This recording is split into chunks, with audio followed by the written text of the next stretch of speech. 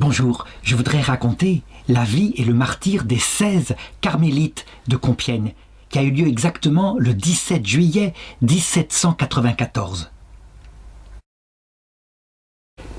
Leur martyre, en fait, a quelque chose de très important. En effet, il se peut que de l'autre côté de cette vie, on se rende compte que, en fait, elles ont arrêté par leur martyre ce qu'on a appelé la Grande Terreur. Ça veut dire ce moment où Robespierre et Saint-Just ont estimé que pour tenir la France dans la Révolution, il fallait massacrer tous ceux qui étaient suspects, même la suspicion suffisait, et sans avocat pour être exécutés. Il n'y avait d'ailleurs dans ce tribunal révolutionnaire de terreur que deux peines possibles, soit l'acquittement, soit l'exécution.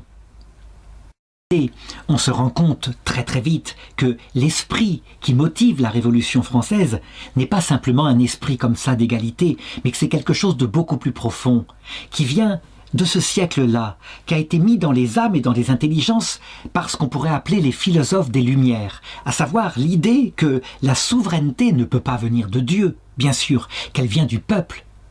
Et donc, le 13 février 1790, l'Assemblée nationale décide de dissoudre tous les ordres religieux de France. Et, s'ils le veulent, tous les gens qui ont fait des vœux sont libérés de leurs vœux et peuvent rentrer chez eux.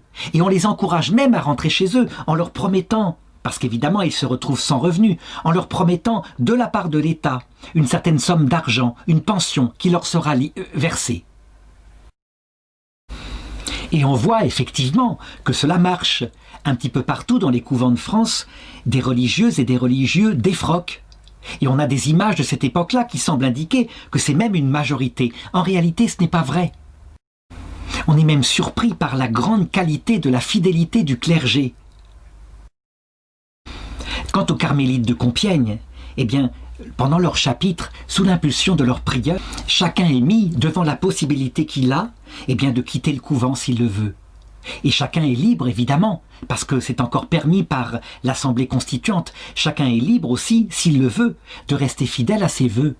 Et là, il va se passer quelque chose de très fort, à savoir que toute la communauté, unanimement, peut-être parce qu'elle est unie par des grands liens d'affectueux, c'est possible, mais je pense certainement aussi parce qu'il y a une forte vocation, une solide vocation dedans, eh bien toutes décident ceci. Nous déclarons vouloir vivre et mourir dans notre sainte maison, et c'est ainsi que, sans qu'aucune ne soit partie, les sœurs vont continuer leur vie religieuse fidèlement dans leur couvent de Compiègne, avec le regard de plus en plus suspicieux des autorités civiles, d'autant plus que, à cette époque-là, les choses se durcissent. Ça veut dire que on est de plus en plus méfiant, en particulier par rapport aux prêtres, parce que beaucoup de prêtres ont refusé de prêter serment à la constitution civile du clergé. À l'Assemblée constituante, de plus en plus de voix s'élèvent et sont de plus en plus fanatisées ou exaltées contre l'Église. On décide le 18 août 1792, par un vote unanime, que les religieuses qui sont restées dans leur couvent, ici ou là en France, seront maintenant toutes expulsées. Une date effective du départ est fixée pour le 1er octobre. Et là, évidemment, au couvent de Compiègne, on sent monter la violence. Bien, tout va être signe pour elle. Par exemple, le 14 septembre 1792, c'est le jour de l'exaltation de la Sainte Croix. Eh bien, finalement, c'est le jour que choisit l'Assemblée constituante pour les expulser de leur couvent, alors qu'elle devait avoir normalement un délai jusqu'au mois d'octobre. L'une des plus grandes souffrances qu'elles ont à vivre, et sœur Constance en particulier, c'est le fait qu'on ne leur permet pas de sortir en tenue de religieuse. Elles doivent s'habiller en civil. La tenue de religieuse, certes, c'est pas quelque chose de si important que cela par rapport à la tenue de l'âme, mais tout de même, c'est la marque de leur consécration. Elles sont extrêmement discrètes, elles ne se mettent pas en avant.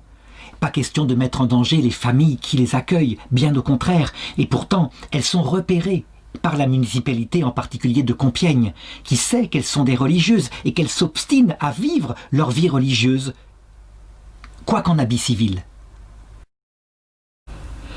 Pendant ce temps, à Paris, les choses se durcissent. On peut dire que les plus fanatiques, véritablement, prennent de plus en plus en main l'Assemblée constituante. Et donc les lois antichrétiennes s'établissent dans toute la France. On a décidé maintenant qu'il faut carrément déchristianiser la France et le faire de force. pour mettre à la place la raison philosophique. Robespierre et Saint-Just sont persuadés que pour défendre les acquis de la Révolution, il faut instaurer la terreur. Ça veut dire qu'il faut terroriser ceux qui veulent détruire la Révolution. Il faut terroriser les intolérants. Eux s'estiment tolérants et au nom de la défense de la tolérance et de la liberté, ils mettent la France sous le coup de la terreur.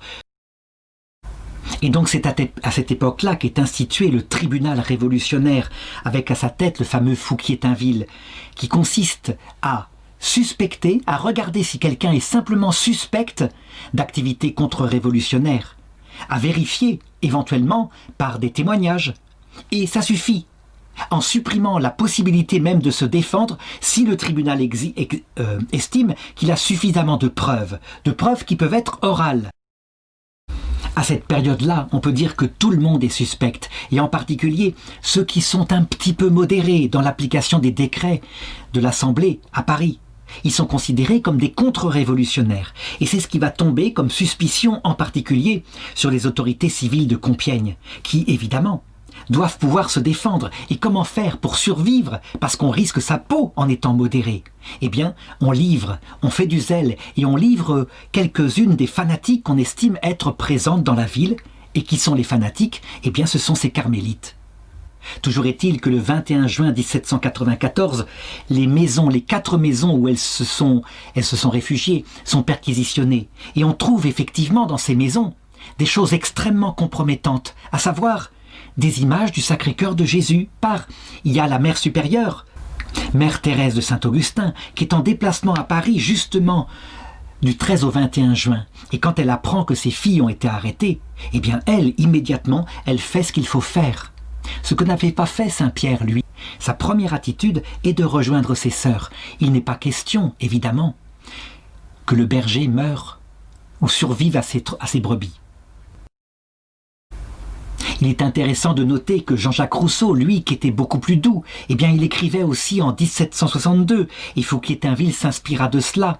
Quiconque refusera d'obéir à la volonté générale, y sera contraint par tout le corps, ce qui ne signifie autre chose sinon qu'on le forcera à être libre. Or, ces religieuses, en refusant de quitter leurs vœux, en s'obstinant à vivre dans l'esclavage, il faut qu'elles soient forcées à être libres, au nom de la tolérance. Elles sont, par leur simple comportement, une insulte à la Révolution française. On peut dire qu'on est là, face à un problème qui ressurgira à notre époque, mais beaucoup moins violemment, avec peu de menaces de mort. Mais est-ce qu'on doit d'abord obéir à la volonté civile de l'État, de la majorité ? Ou est-ce qu'on doit d'abord obéir à Dieu et à la loi naturelle qui fait que selon sa conscience, on suit ce qu'on estime être le bien? Ce qui est très curieux, c'est qu'on voit revenir, dans ces années 2020 où je fais cette vidéo, on voit revenir un petit peu cette tendance-là qui, au nom de la tolérance, devient intolérante. D'autant plus que les événements politiques vont suivre. À savoir que, je l'ai dit, elles avaient consacré leur vie et leur mort pour que la terreur s'arrête sur la France. Et de fait, 11 jours plus tard, la terreur s'arrête. Robespierre et Saint-Just sont arrêtés par l'Assemblée, ils y sont mal pris, ils ont menacé d'exécuter encore certains qui leur paraissaient trop modérés, mais sans citer leur nom, si bien que tout le monde a eu peur et qu'on a voté leur propre déchéance.